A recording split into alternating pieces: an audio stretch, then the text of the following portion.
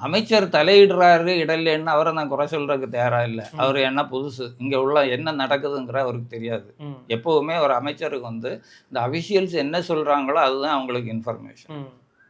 அவங்க சொல்கிறது என்ன, அவங்க தப்பு பண்ணுறதை எப்போவுமே யாரும் வெளியே சொல்ல மாட்டாங்க. அதை அப்படி இது கவரப் பண்ணி தான் எல்லாமே சொல்லுவாங்க. அப்படி தான் இப்போ சொல்லிகிட்டு இருக்கிறாங்க. இல்லைன்னா அமைச்சருக்கு வெளிப்படையாக சொல்லலாம்ல, என்ன காரணத்தினால இந்த மாதிரி எல்லாம் வருதுன்னு. இன்னொன்று சொல்கிறாங்க, இந்த புது அரசின் பெயரை கெடுக்கிறதுக்காகன்னு. அதுக்கு இருக்கலாம், இல்லாமலும் இருக்கலாம். அது சில இடங்களில் லோக்கலில் யாராவது பண்ணுறதுக்கு வாய்ப்பு இருக்குது, இல்லைன்னு சொல்ல முடியாது.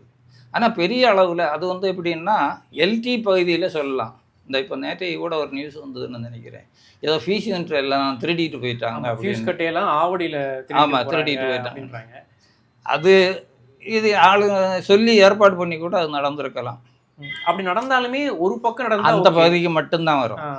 எந்த இடத்துல எந்த பில்லரில் கட்டையை உருகுனாங்களோ அதுலேருந்து ஃபீட் ஆகக்கூடிய சர்வீஸுக்கு மட்டும்.